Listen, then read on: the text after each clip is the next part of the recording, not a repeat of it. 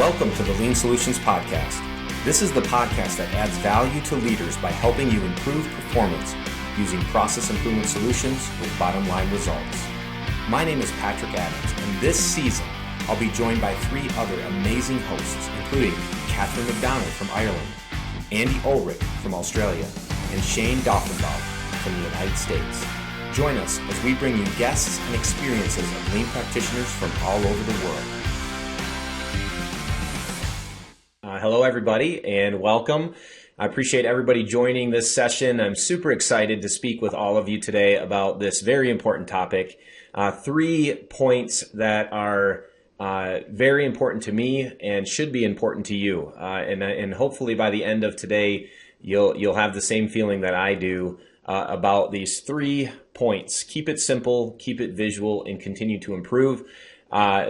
If you've watched any of my LinkedIn videos, I guess I kind of view this as my tagline. Like, I just love to end every video with these 3 simple points because I think they are they're key to any organization's direction, approach. I think if you keep these 3 simple points in mind, I think that you can go pretty far with just these 3 areas. Keep it simple, keep it visual, and continue to improve. So I'm excited to speak with all of you today on this topic. I don't have a ton of time today, but I am going to be covering a lot of information in a very short amount of time. With that said, I want to tell you just a quick story about a real life situation that I was in when I was a young production supervisor at a production plant here in West Michigan.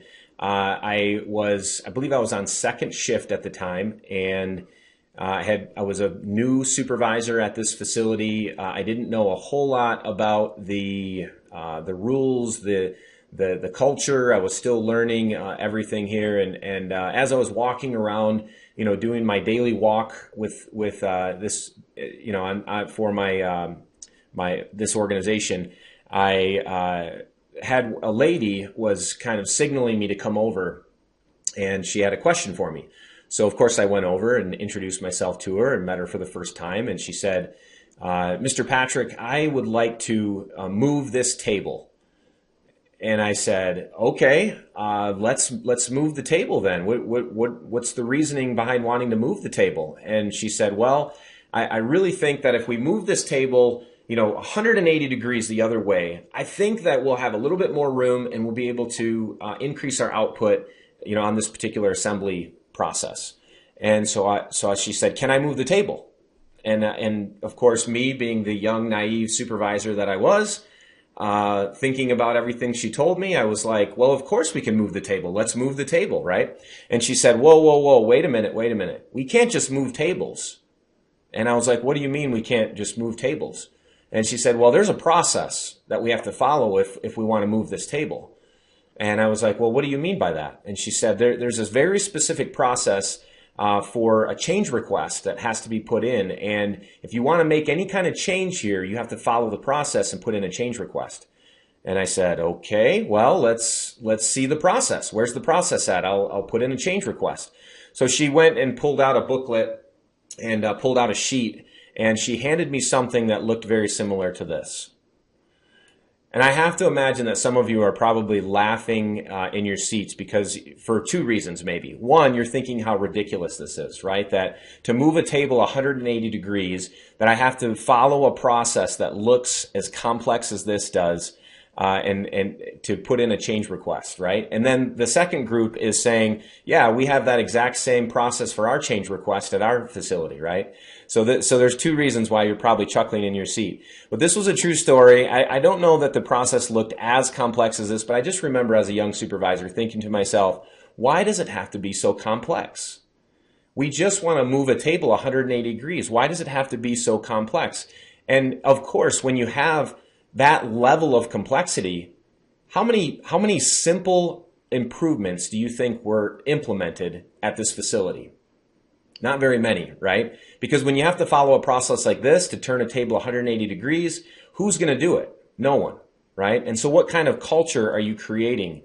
So I tell you this because it's really my introduction to keep it simple, right? One of the biggest reasons that people fail to maintain a robust system is this desire for complexity. Most organizations, they begin simple enough, but then, over time, we just keep adding more and more complexity until eventually we have a system that just takes far too long to maintain, right? And when we're working with human beings, we really have to keep things as simple as possible, or it's really going to fall apart. So let's dive into this. As I mentioned already, we have 3 points under Keep It Simple that I want you to remember. 3 points, and we're going to hit on each one of these 3 points before we move on to keeping it visual. This is a picture of the North Country Trail along the Manistee River Trail. It's one of my most favorite backpacking places in northern Michigan. The entire loop is about 20 miles long, and it's located, again, like I said, right along the Manistee River, which is just a beautiful location in the northern Michigan area. But there was a time when I took my daughter with me on this hiking trip for the very first time. And I had hiked this trail many, many times. So I didn't really need a map or anything like that to travel along the trail. But this was my daughter's first time there. And, she had never been on the trail before. And I wanted to make sure that my daughter knew exactly where we were going. So I pulled out this map of the Manistee River and the North Country Trail along the Manistee River. And I laid it in front of her and I said, okay, Taylor, that's my daughter's name, Taylor, where would you like to go from here? We're currently at Red Bridge, which is on the southern part of this particular map. And I said, where do you want to go? She looked at the map, she looked at me, she's like, Dad, I really don't care where we go. Like, I don't care. And so at this point, I had to take a moment and I had to explain to my daughter the importance of charting a course prior to setting out, right? Because if we don't chart the course, then we're really walking with no end in mind, right? And if we have a team that we're walking with, right? If we have a team that we're hiking with or traveling with, and we don't communicate where we're heading, then no one else in our group is going to know where we're going, right? And again, how will we ever know when we've arrived? If we don't know where we're going, then, how do we know when we're going to actually get there? And what about all the things that we'll miss along the way, right? If we have a particular course that we've charted and we know there's particular points along the way that we need to hit, we need to have that vision of where we're heading in order for us to chart that course and set out. For many of us, we know this as our true north, right? We need to get closer to our true north. So when you're reading a compass, anytime you're out backpacking or hiking, many of us use a compass, and many of you may be familiar with the term true north, but you can always determine which way is north on a compass. And by knowing that, you can determine, whether you're on the right path or you're off path, right? So, we may not know exactly what's along the trail, what's on the course, along the path, but at least we have direction. At least we know where we're heading when we have our true north or our long-term vision, right? So now maybe I didn't get that detailed with my daughter, right? But I did explain to her the importance of charting the course. And I said, so where would you like to go on the map? And so she pointed at the Suspension Bridge, which is on the northernmost point of the Manistee River Trail. And if we hadn't established that true north, that direction for ourselves, we would have missed many different things along the trail. And also, we wouldn't have been able to have this moment together at the Suspension Bridge when we actually arrived at the Suspension Bridge. Now, many of you know that as we head towards true north, we may not reach our true north, right? Toyota had a true north of 100% on-time delivery, 0 defects, 0 safety incidents. We may never actually arrive there, but at least we have direction, right? At least we have a place to head to, and that's what's important. So the first point under keeping it simple is to communicate a simple vision. Be very clear about where we're heading. What is the direction? It's got to be simple. It cannot be complex. So the first point under keep it simple is communicate a simple vision. Marco mentioned that I served in the Marine Corps. While serving in the Marine Corps, I was taught a very valuable lesson about communicating strategy at all levels of the organization. And this lesson has come to be known as Napoleon's Corporal. Maybe some of you have heard it, but Napoleon was recognized he was recognized for this particular point of having an enlisted member in the planning room when they were having a planning session or a strategy session. And while creating their battle plans and there's these war strategies, Napoleon made sure that a corporal was in the room. Okay, so then once all of the executive officers completed their planning process, he would turn to the corporal and he would say, "Do you understand the plan?" And if the corporal said, "No, sir, I don't understand the plan," then they would spend more time breaking it down and making sure that the plan was simple enough that everyone can understand it. Right? So then he would look back at the corporal and say, "Do you understand the plan?" Eventually the corporal would say yes. And then the general would carry out the plan knowing that it could be cascaded all the way down to the troops on the ground and that they would understand it well enough to execute it. So the other concept that I want to mention too, which is a military concept along with Napoleon's corporal, is KISS, the acronym KISS, and that stands for Keep It Simple, Stupid. Another term that you would learn in the military when communicating expectations to teams. Really the meaning behind that is, again, just keeping it as simple as possible. So the second point that I want you to remember under simplicity is simple communication. Simple, clear communication need to go together, right? We want to keep our communication simple and be sure that we are actually communicating, that we're not just creating plans and hoping that the message makes it through down to the troops on the floor or wherever it might be. I'm actually working with a client right now who is really struggling in this area. Over the years, they built some very complex systems, and without clear communication, the result for this organization is just mass chaos.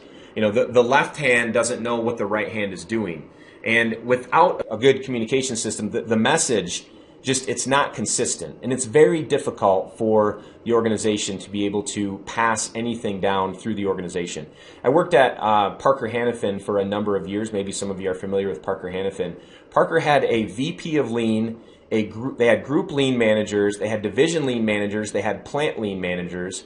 And between all of them, when the strategy was laid out, or the long-term vision was laid out by the VP of Lean, it was cascaded very easily through simple communication methods all the way through and down to the plant Lean managers and then out to the production floors.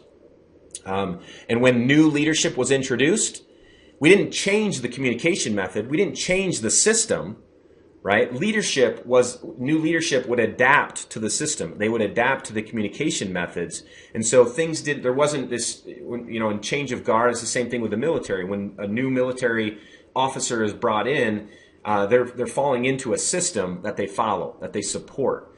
And so it removes that chaos and creates that level of stability that's needed in a true culture of continuous improvement. So again, keep your communication simple. Simple does not mean easy, though.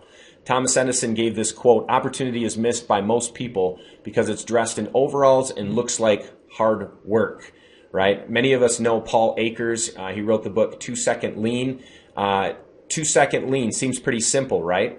But if you know anything about Paul Akers, you know how hard he works and how passionate he is about driving the message of simple lean, right? It's not easy. It's hard work. But lean can be simple. So Paul goes out to his production floor every morning. He goes to the floor. He talks to people. As the CEO of the company, he's videotaping simple improvements. He's putting them out to the company. But again, that takes work. That's not easy for the CEO of a very large company to do. So simple does not necessarily mean easy. And that's the third point under keep it simple. So the 3 points: communicate a simple vision, simple communication, and simple does not necessarily mean easy. Those are the 3 points under keep it simple. The next thing I want to talk about is keeping it visual. Keeping it visual. So again, we have 3 points under keeping it visual. I want to ask all of you as you're watching the screen right now, I'm going to put up a couple words here, and I want you to, maybe there's some of you that will understand these, but I want you to tell me, what does this mean? I want you to just think about it. What does this one mean? Some of you don't know. Some of you have no idea. Maybe some of you read Chinese. Maybe. Not sure. How about Russian? Japanese? This is the same word. Same words. Who knows what it means? Here's English. It means no smoking. okay, if you're reading English. Now, depending on where we're from, what our background is, who we are, we may or may not be able to read each one of these phrases, right? But what about this? Anybody can read a picture, right? I mean, it's a universal understanding that a red circle with a line through it means no, means nothing, do not, right? It's an understood language that we do not smoke here, right? When you see this picture. So visuals need to be understood by all. We have to be very careful about this. I actually implemented a Kanban system at one time and found out at a later time after the cards were not getting ran like they should, the signals were not getting ran. We found out that one of the individuals along the process was actually colorblind. He couldn't see the difference between red and green and didn't know where the trigger point was on the Kanban board. Again, even visuals, you have to make sure that everyone that's working in the area and in the process understands the visuals. So make sure that your visuals are understood by all. And this definitely is a deeper thought process than just going out there and putting something up that you think everyone understands. So really, really ask yourself, does the team understand what visuals that we're putting out there? The next thing, this is a quote many of you know, Taichi Ono, but the quote is, having no problems is the biggest problem of all. Having no problems is the biggest problem of all, right? This is a great quote because there's so many people out there. And again, I've worked with many leaders at multiple organizations, many military leaders as well, that think that they don't have problems. They think everything's perfect, right? And that is a huge problem. When we don't think we have problems, that is the biggest problem of all, right? Many of you have seen this, the iceberg of ignorance. Many of you are familiar with this. Organizations miss this golden opportunity when they fail to ask employees about problems, right? Those people that are closest to the value add work, they're the real experts in the process. They understand the ins and outs of the machine, of the equipment, of whatever it might be, the process. So we are missing a huge benefit when we don't ask the team members that are closest to the value add work, right? If we have one person in our organization, one really good problem solver that goes after every problem, we're really missing the boat, right? Employees, they may know how to fix the problem. They may even offer a cheaper solution than what management can come up with or what engineers can come up with. So it's really a win-win approach when we go out to the Gemba, to the place where the work is being done, and we actually ask team members for their input, right? 13% of problems are known by upper management. When you start to engage the team members that are closest to the work, you're starting to get into 100% of understood problems, right? I mean, why would we not want to access 100%? And again, it's a win-win approach because employees feel valued and the problem gets solved at the root if we follow the right process, right?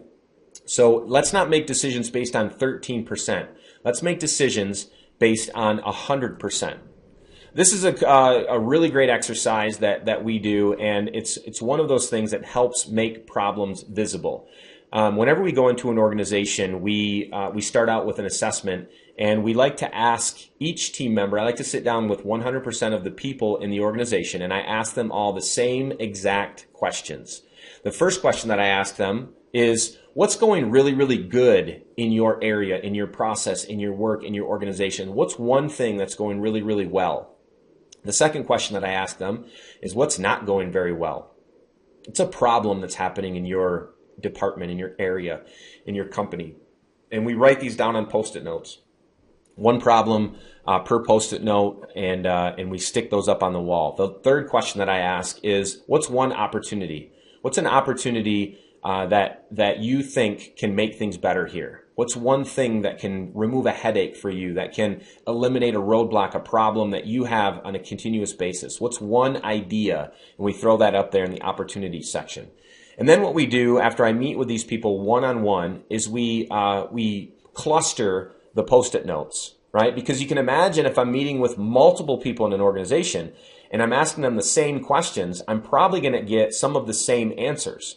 And as a data-minded person who uses data to drive me towards solutions and problems, imagine the power that I have when I start to get these clusters of the same answer that I'm getting when I'm meeting with people at different times, by themselves, but I get the same answer. So I end up with these big clusters, and that's the area that I want to go after because I know that it's probably truth, right? Because I've seen it multiple times. So let me show you some of those clusters. So this is a question that I ask, what's one thing that's really, really good in your organization? For this particular company, it came out that trust within shifts was a really, really good thing.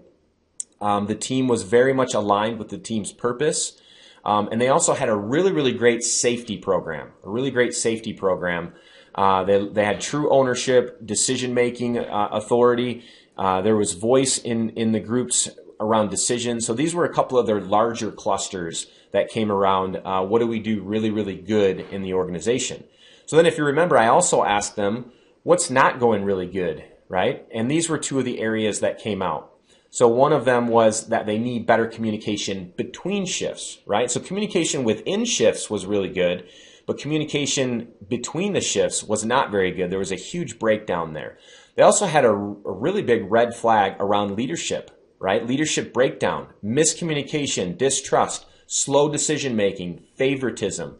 And this was a huge red flag. And when leadership sat down and saw the report on this, they could have responded in two different ways. One, they could have got really upset, right? Really upset and mad because this is not the truth. We don't treat our people this way, right? Or they could have did what this organization did, and they could have accepted this as truth because this is what their team is saying, right? These are multiple Post-it notes about the same thing. So that's what this leadership team decided to do. They decided to present the findings to the entire company and apologize, and also present a plan for change. They were going to change these things, and that's exactly what they did. And the result of that was amazing for this organization. The next thing that I want to show you is an empowerment chart. So this empowerment chart you can see on the far left is where management is in full control. And the farther that you go to the right is where there's more shared control. And this is specific to decision making. So how do we feel from an empowerment perspective when it comes to making decisions? I asked them three questions. Where were we 5 to 7 years ago? You can see the results. Very much management in control of the decisions, telling, directing, management's in control. Employees are told about decisions after they're made. So this was 5 to 7 years ago. The next question I ask is, where are we today? And you can see that the dots have actually changed. The data is actually moving towards more shared control. So managers are actually going out and harnessing the ideas of team members. They're actually asking team members for their input. And then the last question I ask is, where would you like us to be? Are we where we need to be, or where would you like us to be? And you can see where the team says, we want to move farther to the right. We want more shared control. We want more shared accountability as an organization when it comes to decision making.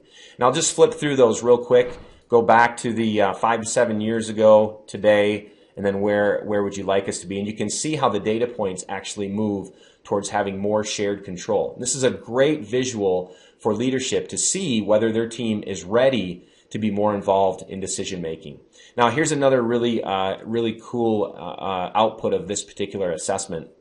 One of the questions with this assessment, we asked the third shift team as well. You can see they're broken down in colors by different shifts. We asked the third shift team, and we separated out the colors and just looked at third shift. And this is really interesting because the entire shift felt like management was in complete control of decisions.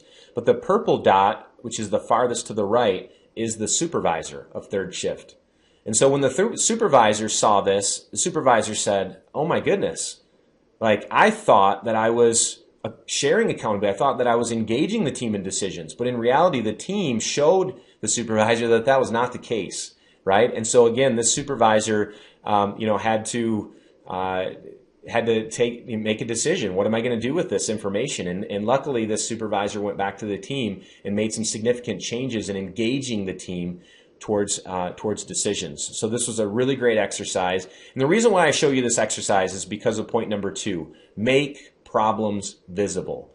Whatever you can do, make it visible, right? If you can get that information out of the team member's head and put it onto the board, put it onto a screen, decisions can be made so much quicker because the abnormalities are made visual, right? And so again, that's a very important concept that needs to be shared here, is that we want to make problems visible. Now, point number 3, you didn't think you were going to come to a lean conference and not hear anything about 5S, right? I mean, of course we have to talk about 5S.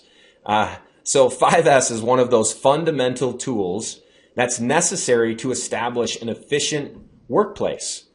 And the reason why this is so important, and we talk about the importance of standard work, right? And how standard work creates stability for an organization.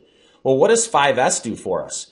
5S, it also creates stability, right? If we're coming into complete chaos in an organization, complete unorganized chaos, if we're coming in every single day, day in and day out, then how can we think that we're going to be able to see problems in complete disorganization and chaos? And think about the level of stress that we have when we come into an unorganized area. I mean, most people spend more time at work than they do at their own homes. So I can't imagine that someone would be walking into their home with dirt all over the floor, oil drips in the kitchen, pig mat around the sink in the living, in the kitchen area. No, of course not. So why would we expect our team members to work in an unorganized, chaotic environment like that, at their work? So 5S is so foundational. You can improve on chaos. You need standards, stability, even in your organization, in order to make improvements and see abnormalities.